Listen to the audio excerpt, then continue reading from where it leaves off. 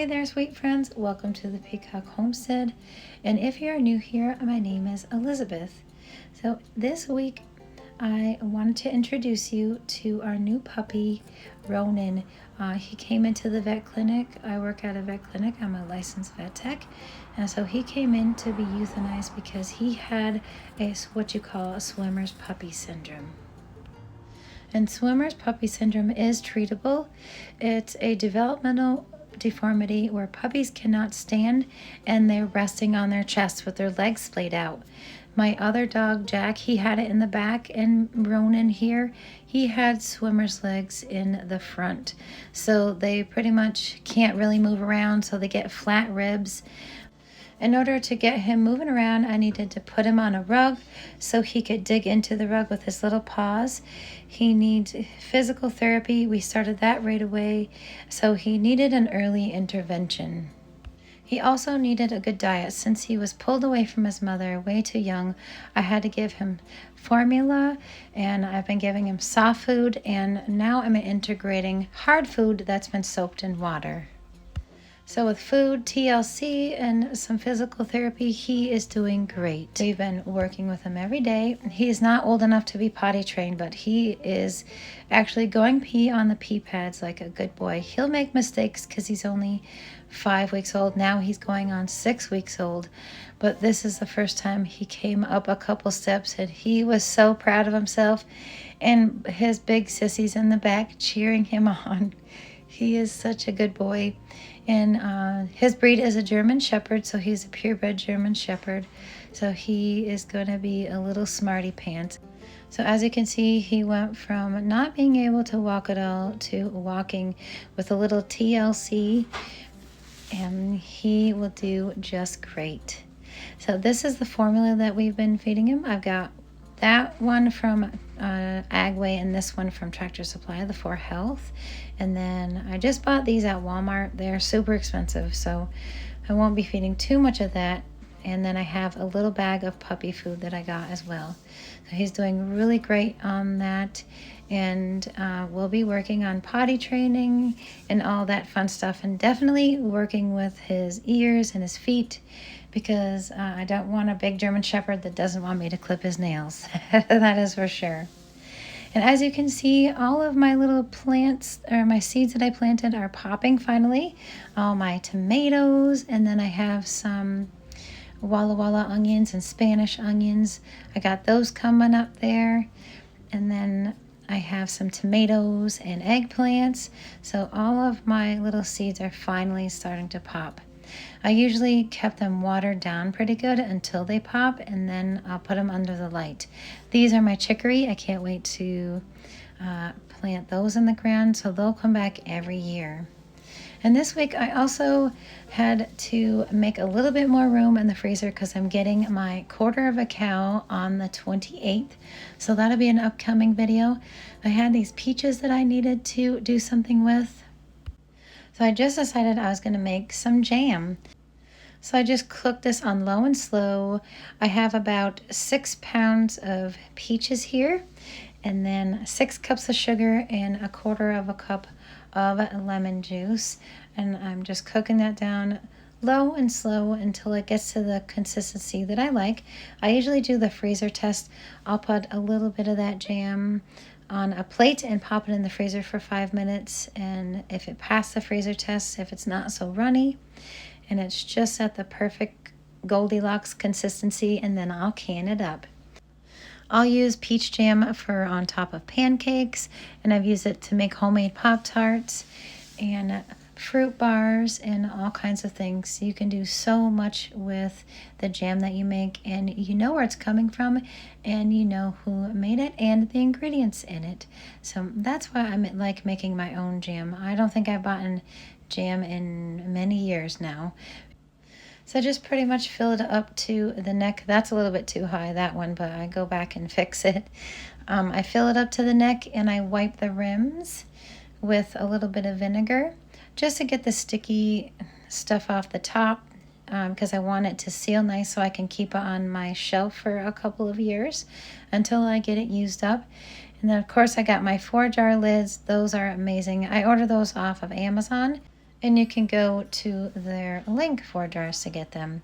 It's easier and cheaper for me to order on Amazon because I have an Amazon account. But I have 8 little pints there, and I actually filled another one, and it's in my fridge so I can use it right away. But I'm just going to process this in my steam canner for about 25 minutes, and it's all done. I'm just going to let it set there, and then the next day I'll clean my jars and put them on my shelves, and don't forget to label.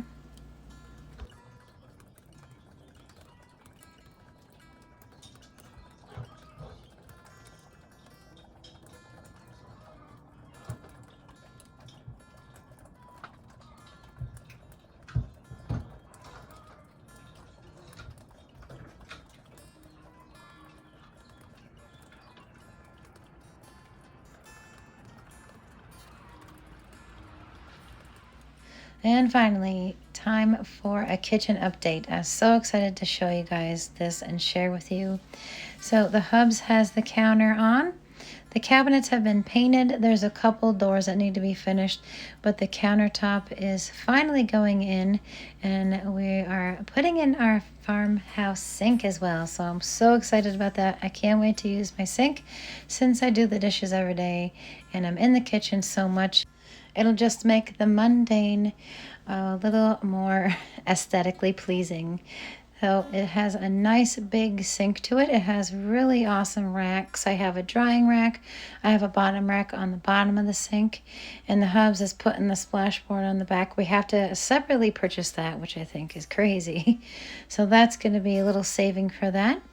But everything looks amazing on my counter. I have all of my goodies there. Of course, I christened it with dishes already. I love my new sink. It matches the actual draining mechanism on the bottom, so I think it looks great. So I think he did an excellent job, and we won't have to worry about that for a while. We do still have to get the backsplash, so that's got to be put in. We still have to purchase that and stain it and whatnot, but we are making progress. Sometimes things don't get done right away, and just little baby steps turn into big steps, and that's when things finally come together.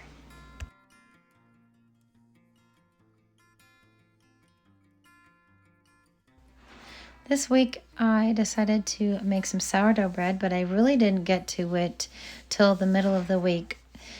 This here is just a little loaf of sweetbread. It's that buttercup squash bread that I had baked and froze.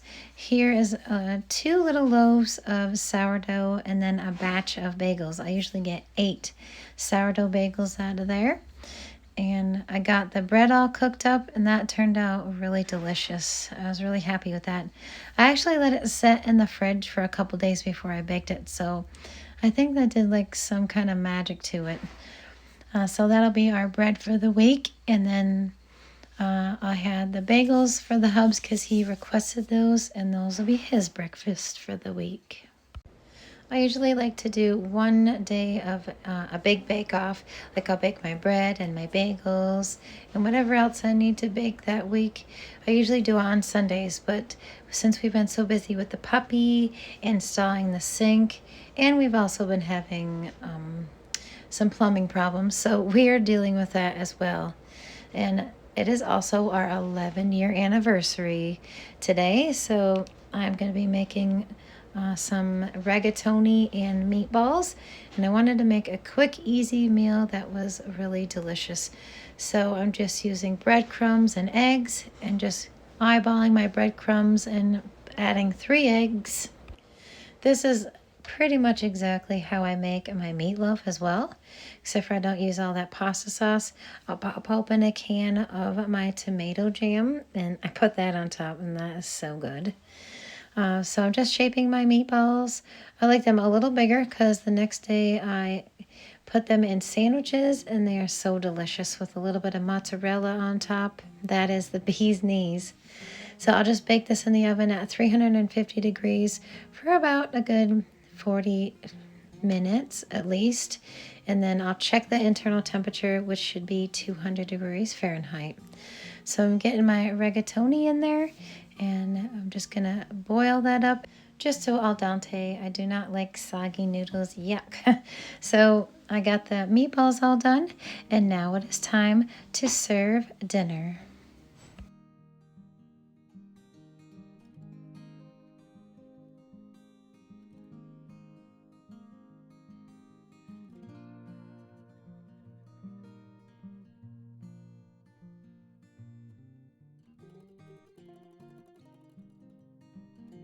Since it was our anniversary week, I decided to make my hubs these pastry puffs. So it's basically a regular cream puff batter, and they puff right up beautifully like this. You can put a sugar coating on top and it makes it crumbly, and you can top it with chocolate ganache. So I'm just going to make a simple chocolate ganache, and then I'm going to fill it with vanilla pudding. So here I just have a regular box pudding from Walmart, and I'm going to be using milk chocolate chips with a little bit of milk just to make a little bit of a ganache. So I got that all set up, and now I'm going to just poke little holes in the bottom of these eclair puffs so I can fill them with my vanilla pudding. They'd actually be really amazing with chocolate pudding or banana pudding. And I've actually made pudding from scratch as well, and that was super delicious. So I'm just poking little holes with a chopstick, and then I'm filling them with a little frosting bag. So I ordered these on Amazon. They're not pretty crazy expensive. They're about like $5 for 100. And then I melted the chocolate ganache.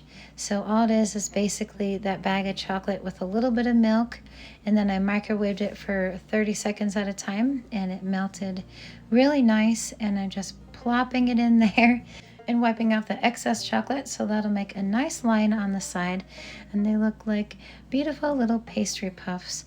I'll put these in the freezer for a good 30 to 45 minutes just to harden up the top of the chocolate ganache there, and then we can serve them. These are really good to make ahead of time and store them in your freezer. They're good for at least 3 to 4 months in the freezer, and you can just pop them out and serve them when you're ready. I actually used to work in a bakery, and I was the donut fryer. I made all the bread in the morning, and I made the donuts. But I never made these. I did start to decorate cakes, and then of course I went to school to be a vet tech, and I went to school pretty late, so I started at 35. But I used to see the prices on all these, and they're so expensive. Just for 6 of them, it's like $10 or something. So I figured I would try to make them on my own. It took a couple tries, but now that I know how to make them, I do make them at least a few times a year for the hubs. So the weather here has been super crazy. It's been on and off snowing, melting, sleeting, raining, and more snow. But that's pretty typical here for northern New York and the Adirondacks. So since the weather is not cooperating, I'll just be baking and cooking from scratch, taking care of my animals on our little homestead. I just wanted to give a big shout out to all my new subscribers and all of my subscribers. Thank you so much for watching all my videos, liking and commenting on my videos. I just thank you so much. It means so much to me. And I hope you all have a wonderful, blessed week, and I'll see you in the next one.